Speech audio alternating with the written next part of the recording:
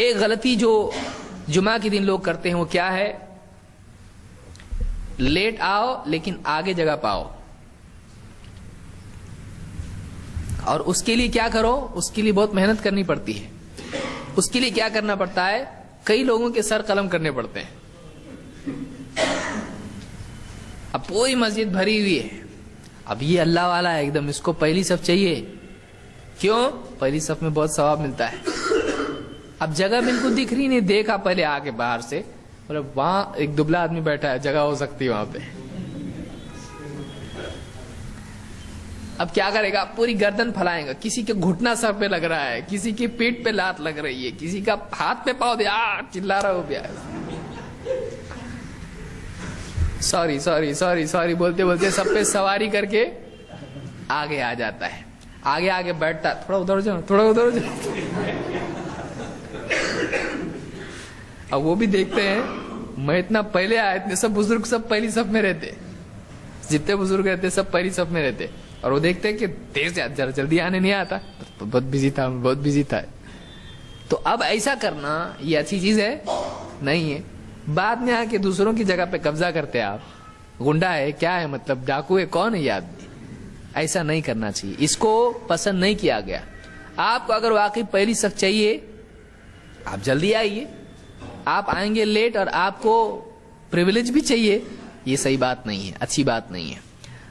عبداللہ ابن بصر رضی اللہ تعالیٰ کہتے ہیں جاء رجل یتخطی رقاب الناس یوم الجمعہ, ایک آدمی جمعہ کے دن لوگوں کی گردنیں پھلانگتا ہوا آیا مسجد میں. والنبی صلی اللہ علیہ وسلم یخطب, اور اللہ کے رسول صلی اللہ علیہ وسلم خطبہ دے رہے تھے. جمعہ کا دن ہے, جمعہ کا خطبہ چل رہا, اور وہ سب کو فائٹر پلین ایک دم, ایک آدمی سب کی گردنیں پھلانگتے ہوئے آئے. اب بیچارے کو نہیں جانتا ہوگا, نیا آدمی ہوگا. اللہ کے رسول صلی اللہ علیہ وسلم نے فقال له النبی صلی اللہ علیہ وسلم اجلس فقد آذیت, بیٹھ جا. خطبے ہی میں آپ نے کیا کیا؟ خطبہ چھوڑ کے آپ نے خطبے ہی میں کیا کہا؟ اجلس, بیٹھ جا. فقد آذیت, تو نے تکلیف پہنچائی. اور ایک روایت میں آپ نے فرمایا فقد آذیت وآنیت, تو نے لوگوں کو تکلیف پہنچائی اور دیر سے آیا. یہ دوسری غلطی ہے. یعنی ایک تو دیر سے آیا اور اس کے بعد میں کیا کیا؟ لوگوں کی گردنیں پھلانگ رہا ہے, لوگوں کو تکلیف دے رہا ہے, پریشان کر رہا ہے, لوگوں کو ڈسٹرب کر رہا ہے. ظاہر بات ہے آپ کے اوپر سے کوئی چلا جائے پاؤں, آپ گھبرائیں گے نہیں؟ اچانک بیٹھے بیٹھائے آپ کو اس طرح سے کچھ ہو جائے, آپ کے ہاتھ پہ کوئی پاؤں دے دے, آپ کا سر بالکل ٹکرا جائے اس کے گھٹنے سے, آپ کو تکلیف نہیں ہوگی؟ آپ نے کہا تو نے تکلیف دی لوگوں کو.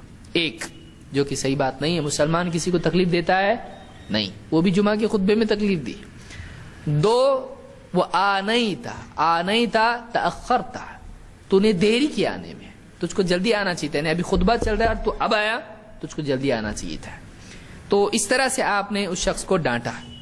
اس سے معلوم یہ ہوا کہ جمعہ کے لیے اولاً تو دیر سے نہیں آنا چاہیے.